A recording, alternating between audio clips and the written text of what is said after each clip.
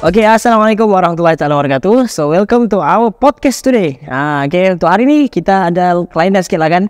Kita cuba benda baru pula. Okay, sebelum ni kita biasa buat live kan, kita buat video. Kali ni kita buat podcast pula. Kita jemput tetamu kita, and then kita cerita-cerita sikit lah kan. Alright. So, untuk podcast hari ni saya nak kesorangan. Okay, pasti saya akan ada tetamu. So, hari ni tetamu kita sangat-sangat istimewa. Okay, ada di sebelah saya ni. Okay, kawan-kawan daripada ISM Tawau.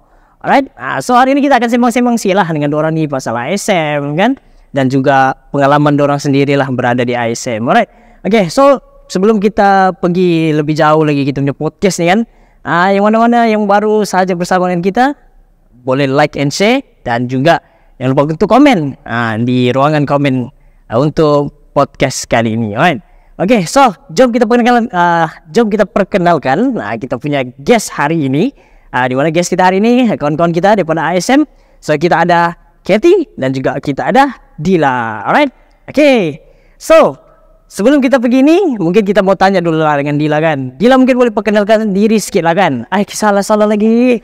So, okay, silakan. Ini Dila, ini Kathy. Okay. Maksudnya belum kenal lagi lah kan. Tapi it's okay lah, sini lah maksudnya kita berkenalan. Betul? Okay. Alright, so kita tanya dengan Kathy.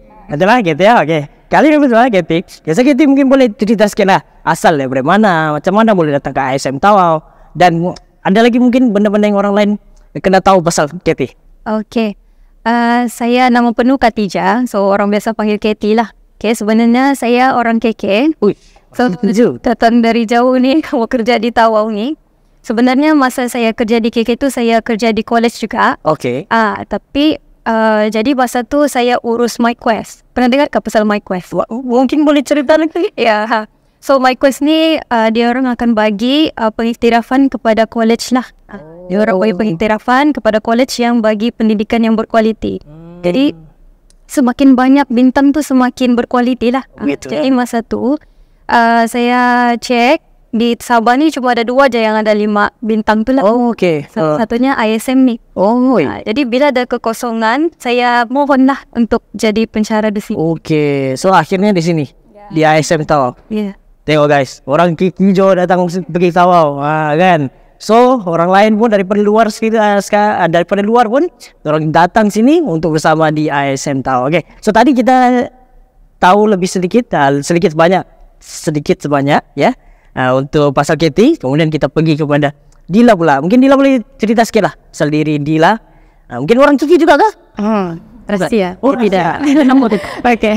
Nama penuh Fadila Baharudin. Di sini panggil Dila lah. Saya bukan orang Kiki, saya orang Tawau je. Ini orang kita. Ini orang kita. Kita juga kan? Betul. Kita kisah ini. Right? Okay. So kita ada Kathy dan juga Dila. Alright. So mungkin kita boleh start kita punya podcast hari ni kan, kemanapun kita pun berada di ISM kan. So mungkin ada lagi orang di luar sana tak tahu pun apa sebenarnya ISM. Kemudian ISM tu bila ditubuhkan. So orang pun di luar mesti mau tahu juga kan bahasa ISM ni. So mungkin boleh kongsi sedikit lah sama ada Dila kah, Kathy kah, untuk orang-orang di sana. Okay. So sebenarnya sebenarnya ISM dia sudah lama dari 1991 lagi.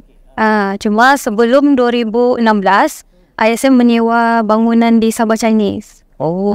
Jadi sebab itulah dia orang selalu salah faham Sabah Chinese dengan ISM ni sama. So sebenarnya kami tidak sama lah. Beza lah. Dah ada kaitan langsung kah ada juga? Dah ada kaitan langsung. Ya, sebab ISM ni college. Kami menawarkan A-level dengan diploma. Sabah Chinese tu sekolah menengah. High school lah. High school.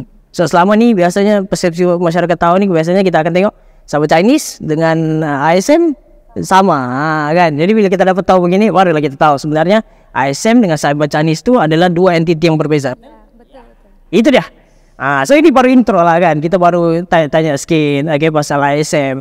So ramai lah kan orang tanya. So biasanya kedudukan ISM ni sendiri pun di Jalan Sino ni bukanlah satu orang cakap benda yang ganjil kan. Sebab orang pun selalu je limpas-limpas dari ISM ni.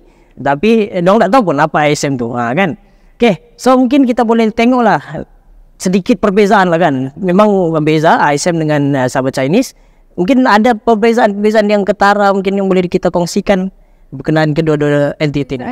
Yang ketara tu dari segi tawaran pendidikan lah, tawaran pendidikan. Kalau ISM dia memang college swasta. Okay? College swasta yang menawarkan pendidikan selepas SPM, which is diploma dengan A-level. Kalau Sabah Chinese, dia sekolah menengah, high school, menawarkan pendidikan sebelum kita lanjut pelajaran ke SPM, gitu. So tadi yang Sabah Chinese Sekolah, iya. Sekolah menengah. Kita anggap sekolah menengah lah kan? Ya.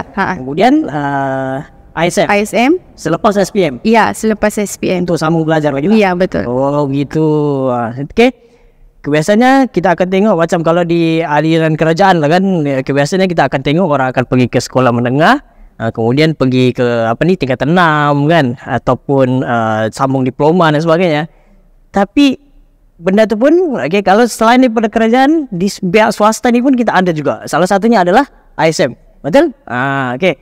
So itu yang boleh kita kongsikan sama-sama kan dengan orang-orang di sana yang berkenaan tentang ISM. Okay, kalau kita tengok ISM ni pun ada dia punya media marketing sendiri ada sendiri.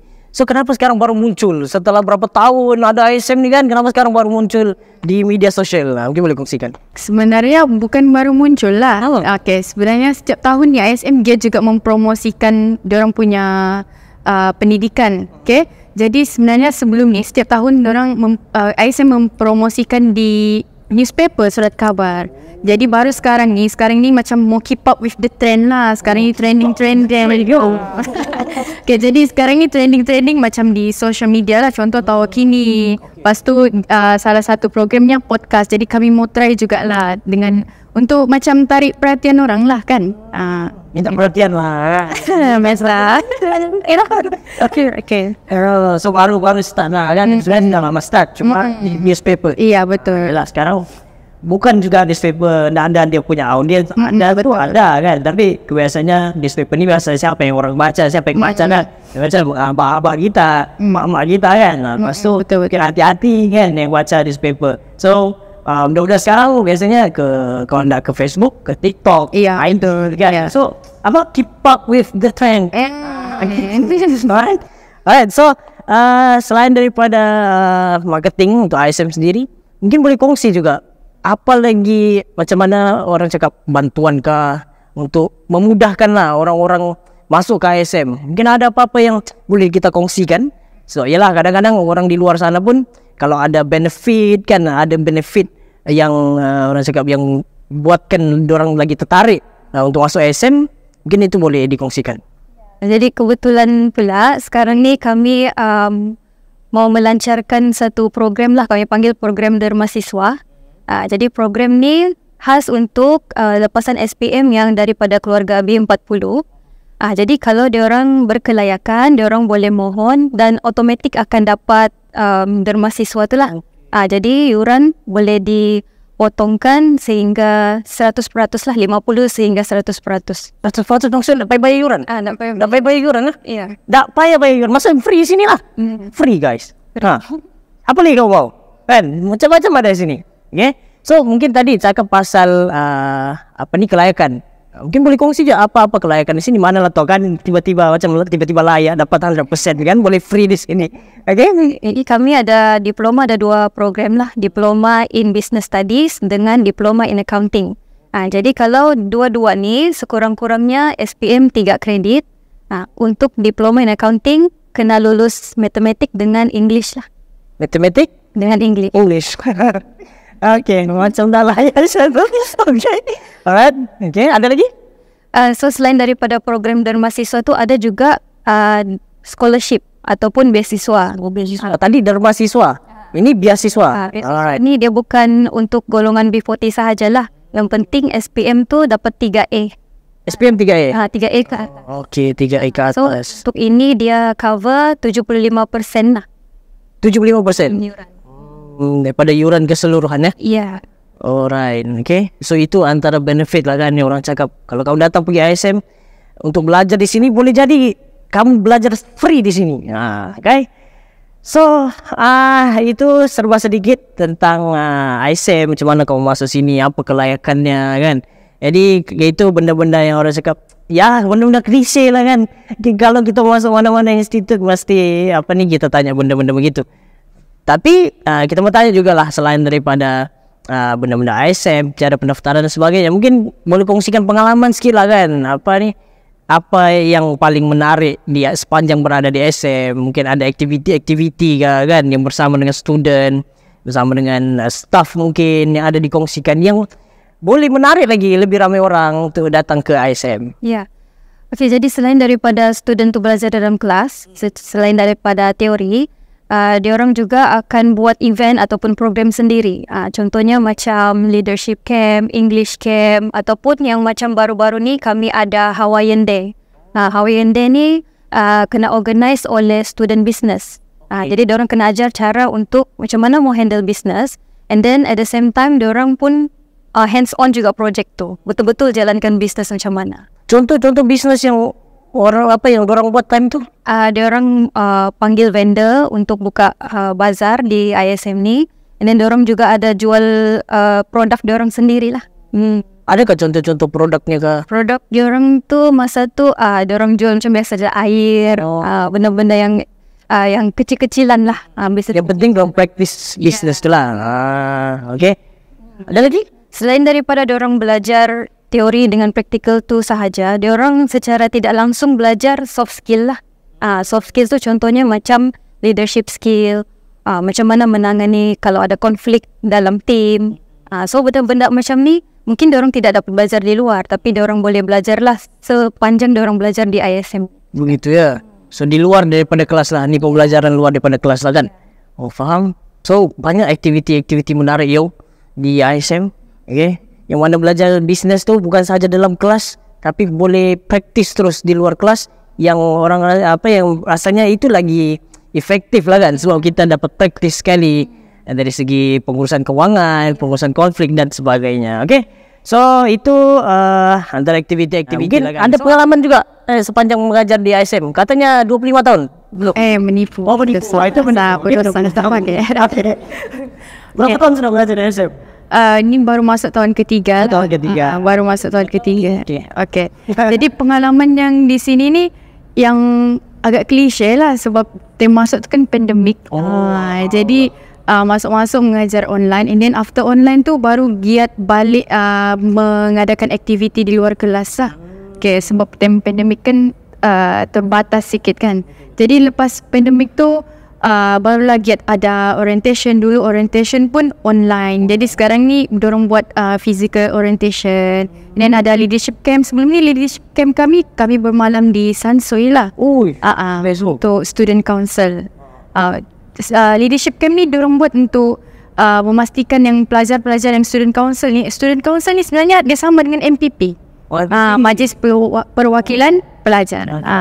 Jadi dorong belajar ciri-ciri kepimpinan lah time leadership camp tu, dan kami datangkan khas kami punya speaker daripada KK.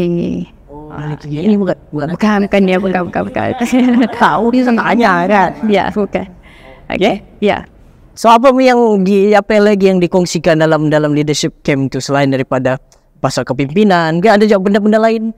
Ada lah, macam yang paling penting yang time leadership camp tu untuk jadi seorang pemimpin ni paling penting communication lah, communication skill. Macam mana diorang mau deliver kepada orang-orang bawahan diorang, macam diorang punya organisation. Pada pandangan saya kan, bila mau masuk sini, yalah dia macam satu sekolah yang elit, okay? Satu tempat yang elit. Jadi mau masuknya ni pun kadang-kadang kita mau tahu juga lah dia punya mood penyampaian tu kan, cara mengajarnya tu. Sama ada guna bahasa English kah, Malay kah, Chinese kah kan. So kalau macam yalah orang-orang yang macam kami ni kesian macam ya English tu bukan satu benda yang selalu diungkapkan. Jadi mau tahu juga lah. Jadi kadang takut juga kan. Masuk sini tiba-tiba disuruh belajar bahasa Inggris, bercakap bahasa Inggris. Bergegar juga kita kan. So kita mau tahu juga lah. Macam mana? Okay, dalam kelas kami memang guna English. Tapi student pelajar lepasan SPM jangan risaulah kalau dia orang lemah dalam English tu, kami sentiasa boleh tolong. Kalau macam saya bahasa selain dari English saya pandai bahasa Melayu, so saya akan guna sedikitlah bahasa Melayu juga untuk explain. Macam ada juga lecturer yang bahasa Cina, so diorang akan guna bahasa Cina jugalah. Macam tu. Jadi dalam silibus ataupun subjek dalam diploma ni ada English subject. Jadi English subject tu akan tolong diorang untuk improve diorang punya English lah lepas graduate nanti. Agak-agak lah kalau umur macam kami ni boleh kan lagi belajar English tu? Boleh. Boleh lagi. Nah lah kau. Nggak ada hadnya kan. Ini memang dah boleh ni. Ini yang orang cakap critical sudah ni. Dah boleh sudah ni. Okay? Alright, okay. So maksudnya boleh guna lah kan bahasa-bahasa lain sebagai bahasa pemahaman. Ya, boleh. Untuk memudahkan lagi pemahaman dengan student-student kan. So syukur lah kan kalau macam saya ni kan, yang orang cakap bergegar kalau untuk cakap English ni kan. So this kan kita datang sini, kita didedahkan juga dengan bahasa lain. Okay. Pasal pemahaman jangan risau lah kan, sebab kita pun akan diberi kefahaman ikut bahasa kita dan sebagainya. Okay, so jangan risau lah siapa-siapa yang masuk ISM tu, insyaAllah di sini kamu still boleh dapat faham. Okay, walaupun peringkat awalnya mungkin agak payah ya.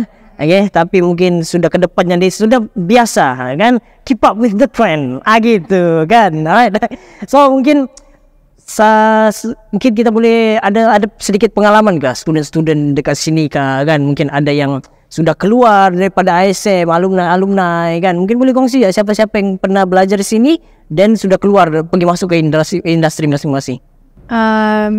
Kadang orang tanya kan macam kalau keluar dari ISM ni boleh dapat kerja kah juga, percaya kah juga kan, sebab macam lokal je kan, tak sama dengan IPTA lain. Sebenarnya boleh, sebab kami ada hasil yang boleh ditengok. Contohnya kamu pernah minum Coffee Go kah?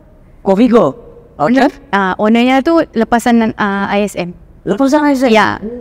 Dan sekarang dia buat bisnes sendiri kan. Selain daripada itu, Tilaf di Tawau, Kabota, ownernya pun lepasan ISM. Ya.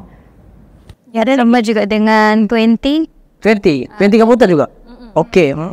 Dia pun lepasan SPM pula. ISM.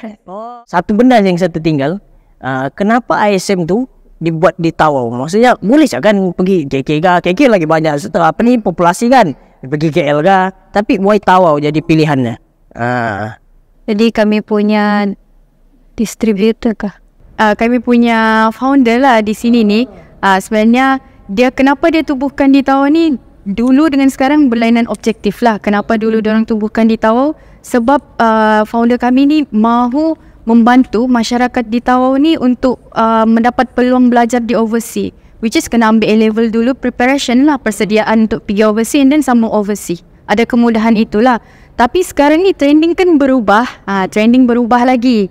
Jadi sekarang ni trending berubah tu, student ni lebih mahu macam belajar di tempat lokal sendiri bah. Sebab macam ada yang mau tinggal dengan parents, tapi mau belajar juga di hometown sendiri macam di Tawau ni. Jadi sebab tu ISM sekarang ni dia mempromosikan, sebab kami mahu membantu orang Tawau yang mau tinggal di Tawau, tinggal di rumah mamaknya je, nak mahu dia menyewa. And then study di Tawau, tinggal di Tawau, and then belajar di Tawau, and then kerja juga di Tawau. Sebab lepas daripada ISM ni, lepas complete lah study di ISM ni, diorang boleh terus bekerja di Tawau kalau diorang join under bursary program tu. Apa tadi? Bursary program dari mahasiswa. ISM ni dia bersaing, orang cakap, dengan banyak lagi entiti institut pendidikan kan, di luar sana kan. Jadi macam mana lagi, tapi kita beruntungnya di Tawau sebab kita ada our own local product, okay, which is ISM sendiri, di mana kita boleh belajar di tempat kita, kan. Itu yang syok lah, macam tinggal tempat mamak sendiri, yalah kan mamaknya kan, mamaknya kan, tinggal tempat sendirilah. Okay, boleh kerja sendiri juga di sini. So benda tu yang memudahkan lah kan, memudahkan lagi siapa-siapa yang nak mau pergi jauh, kan, tak mau pergi jauh tapi kita tetap lokal di sini di Tawau. Okay, jadi mungkin yalah kita tengok sekarang ni kan, trend-trend lah, keputusan SPM pun baru juga keluar kan. Dan bila kita tengok result pun, yes, of course lah membanggakan apa semua kan. Tapi dia ada satu sisi side yang lain, di mana kalau kita tengok ada kes-kes macam peratusan orang yang ambil SPM berkurang, dari segi keputusan yang lulus pun macam berkurang daripada tahun-tahun sebelumnya. Dan banyak juga yang sudah menukar persepsi yang pendidikan yang contoh macam SPM, lepas SPM tu tak penting sudah. Sebab dorang tengok macam kerja-kerja lain yang tak perlu pun tak perlu pun ambil SPM dan sebagainya, tapi boleh berjaya. Okay? Contoh content creator dan benda-benda yang lain lah, kan? Jadi dari segi side pencara-pencara kita ni lah kan, apa kau punya pandangan tentang hal-hal yang begini? Kalau saya lah kan, contohlah sekarang ni tidak salah lah untuk jadi content creator ataupun influencer macam Tauki ni kan content creator. Tapi pada pendapat saya lah, untuk sebelum kita mau pursue kita punya impian tu, contoh pergi influencer, kita perlu letakkan dalam diri kita pendidikan tu lebih utama. Kita utamakan pendidikan, kita belajar dulu dan baru kita kejar impian kita. Tidak salah pun sebenarnya. Contohnya, boleh saya tanya ke pula MC-nya? Sebelum jadi content creator ni, ada sambung study? Ada juga. Ada kan? Jadi lebih baik kita sambung study dulu, and then baru kita pursue kalau mau jadi content creator, teruskan. Sebab saya percaya corak pemikiran orang yang berpendidikan ni agak ataupun lebih baik berbanding kita kurang pendidikan ketika kita melakukan sesuatu. Yes. Okay, jangan stres-stres, ini bukan forum. Okay, kita santai-santai. Okay, nampak penerangan tu sebab kita mau highlightkan yang benar ni isu-isu penting kan, yang kita mau tengok. Sebab kita tengok zaman-zaman sekarang ni orang cakap benda-benda tu orang budak-budak sekarang lah kan mula meremehkan perkara-perkara yang begini. Pendidikan tak perlu tinggi. Okay, pada akhirnya akan jadi begini-begini. Jadi kita mau menolak lah persepsi-persepsi begitu. So kita nak mau lah generasi-generasi yang akan datang kurang sudah yang berpendidikan, kan? So itu daripada pandangan Dila. Katie, macam mana pula? Ya, bagi saya pendidikan lepas SPM tu sangat-sangat penting juga. Sebab mentaliti orang muda zaman sekarang ni, dia orang akan ukur kejayaan tu kalau dia belajar ini, dia kena jadi itu juga. Contohnya kalau dia belajar account, dia kena jadi accountant. Kalau tidak, maksudnya gagal. Itu mentaliti sekarang lah. Tapi sebetulnya walaupun dia ambil bidang account tapi dia jadi kerja bidang lain, tidak sebetulnya gagal maksudnya. At least semasa dia belajar diploma in accounting tu, dia bukan belajar account saja. Dia ada belajar English di situ, dia ada belajar pasal leadership, communication skill dan banyak sangat. Jadi itu macam asas lah, foundation dia untuk sebelum dia jadi someone gitu. Faham. Yes, betul. Okay, sebab ialah itu orang cakap merisaukan lah kan kalau benda ni kita nak tangani daripada sekarang. So semoga dengan adanya podcast yang begini, mana tahu ada lagi episod-episod podcast yang akan datang kan, kita lebih lagi menukar persepsi-persepsi terutama anak-anak muda sekarang, untuk kita tarik orang pergi ke track yang betul lah, kan? Bukan kita mau cakap track yang sebelum ni tak betul, tapi ada juga yang mungkin tersasar sikit kan. So kita tarik balik masuk dalam track. Tadi kita ada cakap pasal dharma siswa dan juga biasiswa kan. So beasiswa dengan dharma siswa ni adakah daripada ISM sendiri ataupun ada pihak-pihak lain yang turut menyumbang? Sebab kalau kita tengok IPTA kan biasanya ada daripada JPA, daripada beasiswa kerajaan negeri kan. So kalau macam daripada ISM pula, dana-dana beasiswa daripada mana? Dana-dana tu daripada syarikat-syarikat korporat yang well established lah, yang kukuh di Tawau. Contohnya yang famous di Tawau ni Take One dengan QL. Jadi diorang ni bagi fund untuk masyarakat Tawau khususnya ni untuk sambung study di ISM. Okay, alright, faham. Alright. So okay, tadi ada cakap pasal masyarakat Tawau kan. Kalau di ISM sendiri mungkin boleh kongsi juga populasi berapa ramai student Chinese, dan ada ke juga Malay yang ada datang sini kan untuk belajar di sini? Mungkin boleh kongsi sikit. Ada juga bangsa lain lah kita cakapkan di sini. Cuma sekarang ni lebih banyak Chinese lah, lebih banyak Cina. That's why sekarang kami mau lebih banyak Melayu juga belajar di sini. Sebab lecturer pun banyak Melayu. Ya. So senang kamcing mah. Ini ada je Melayu kan, student Melayu. Dan bukan dari Tawau je lah, ada dari Kuna, LD, dan orang akan menyewa di hostel lah. Ada hostel di sini. Sini ada hostel? Iya. Di mana hostel? Di belakang Sabah Chinese. Sabah Chinese. Ya, Di mana? menumpang lah. Oh. Menumpang. Jadi student Sabah Chinese pun di sana juga lah. Iya, ada juga. Buat masa ni kami menumpang dulu lah asrama diorang. So masih dalam perancangan lagi untuk buat asrama ISM sendiri lah. Kita dikabarkan baru saja kan dalam beberapa bulan mungkin baru beberapa bulan founder kan? Ya. Founder ISM ni telah pun meninggal dunia. Okey, dan dalam pemergiannya tu ada wasiat yang ditinggalkan, dikabarkan. Jadi mungkin kita boleh kongsikanlah sedikit kan apa wasiat daripada founder sendiri untuk ISM di Tawau. Okay, so mendiang tu nama dia Tan Sri Teo Hantong. Beliau jugalah yang mendermakan bangunan ni. Bangunan ni. Jadi dalam wasiat dia tu dia cakap yang ISM ni adalah untuk pelajar masyarakat di Tawau yang mau sambung belajar di Tawau. Jadi memang mendiang tu sangat-sangat menitik beratkan pendidikan lah. Semua masyarakat Tawau, apapun result yang kita dapat, teruskan mencari ilmu. So pendidikan tu harus diteruskan sebab kita ni orang cakap belajar tak kira umur bahkan. Iya, betul. Jadi sampai mati pun kita mesti belajar juga. So betapa beruntungnya kita di Tawau ni.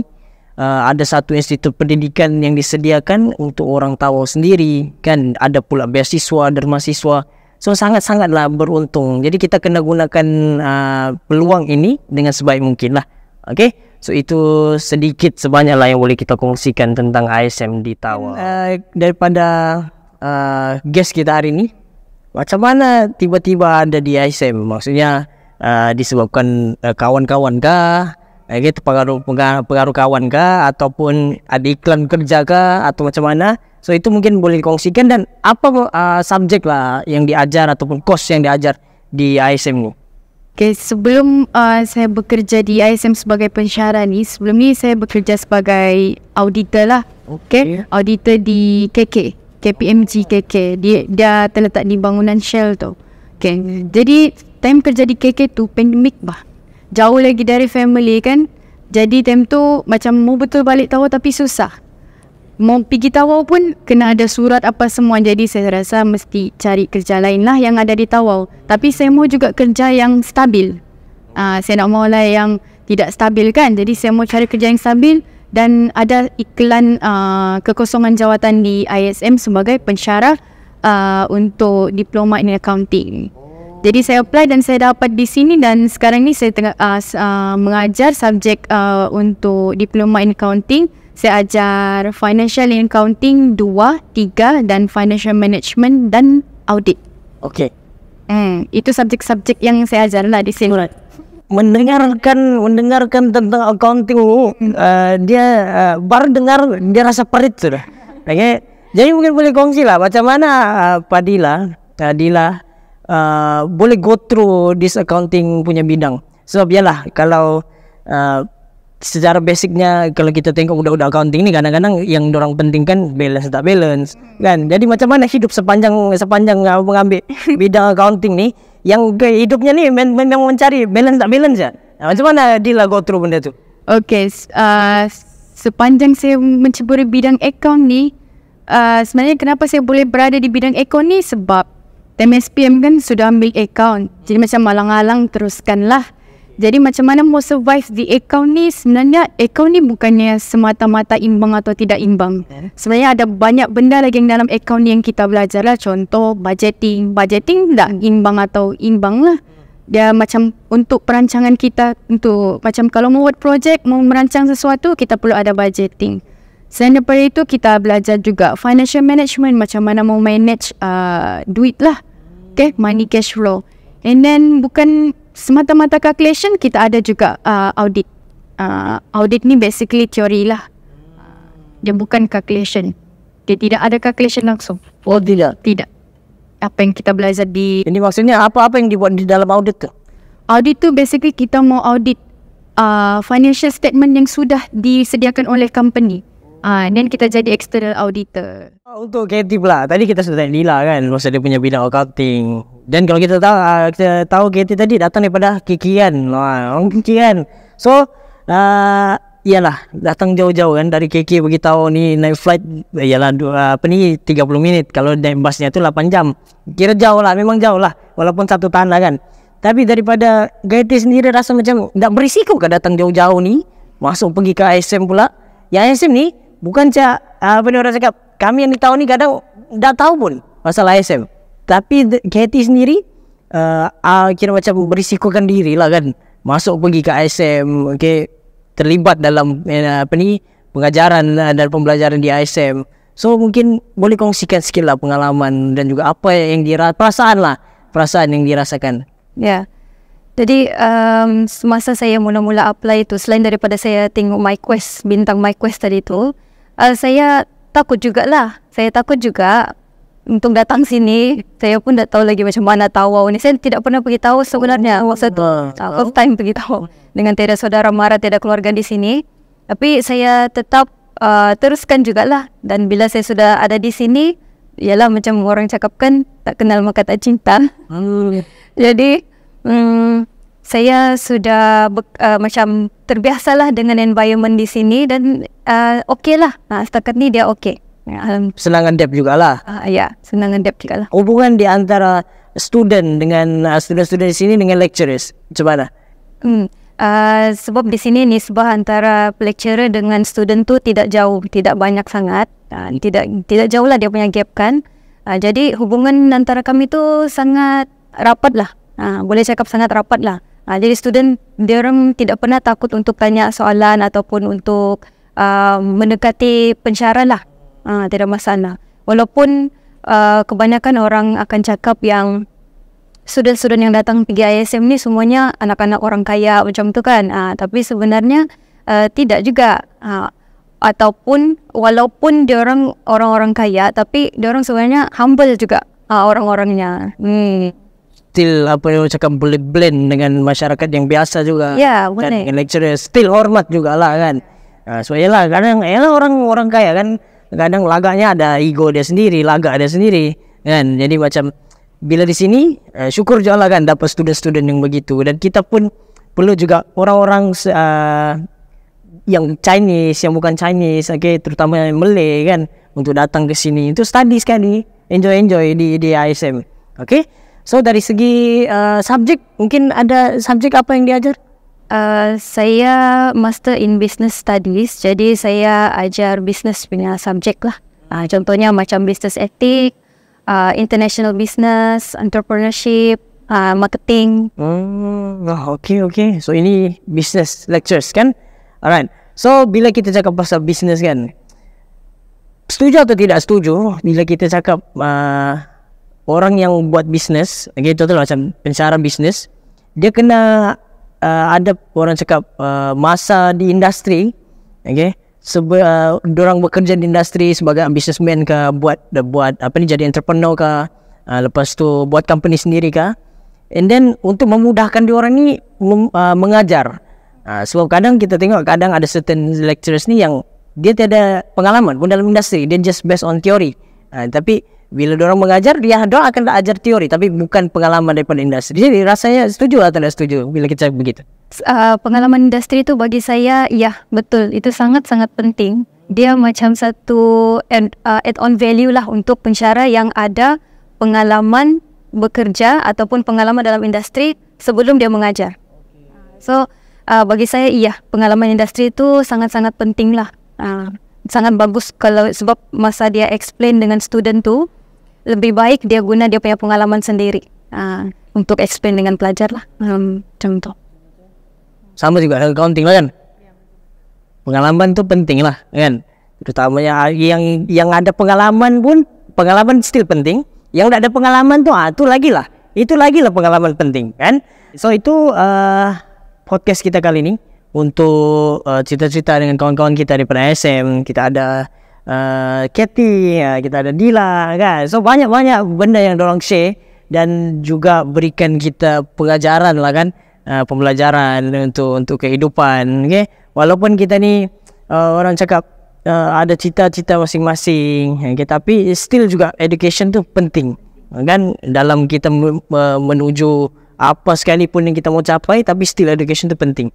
Mau jadi apa pun tak kisah, Tapi yang penting kamu ada education. Sebab dalam education ni kita boleh tengok dia antara satu aspek yang boleh kita gunakan sebagai untuk membezakan antara yang betul dengan yang tak betul.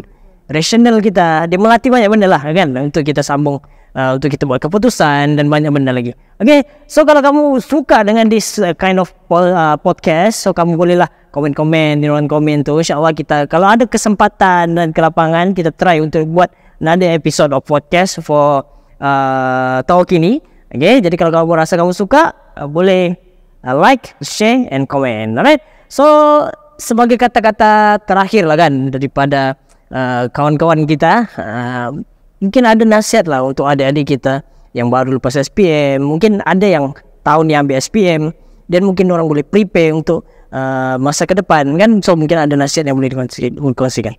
Okey, untuk adik-adik lepasan SPM, jangan berhenti setakat di situ. Teruskan belajar. Khasnya untuk orang-orang Tawau, datanglah belajar di ISM. Di sini tiada apa yang mau ditakutkan. Kami semua okey je, cool. Lecturer pun muda-muda lagi. And then tidak perlu risau pasal yuran. Kalau ada masalah untuk kewangan, kami boleh bantulah. So dan juga yuran di ISM ni dia tidak semahal college yang lain lah. So jangan takut, datang je belajar. Okay, so yuran settle gitu. Okay, so mungkin Dila, nasihat untuk adik-adik lepasan SPM yang baru dapat result SPM, pastikan kamu sambung study. Tak kisah di mana tempat, sebab saya percaya tempat tu tidak menjanjikan kejayaan lah. Usaha yang akan menjanjikan kejayaan. Jadi jangan takut, sama ada lokal ataupun tidak lokal, teruskan sambung study. Teruskan sambung study. Alright. Okay, so rasanya itu sahaja podcast kita kali ini. Terima kasih Katie. Terima kasih Dila sebab bersama dengan kita untuk podcast kali ini. InsyaAllah kita bertemu lagi untuk episode-episode yang akan datang. InsyaAllah kalau ada kelapangan mungkin kita boleh teruskan this kind of podcast kan. Jadi saya itu sahaja. Bye-bye dan Assalamualaikum.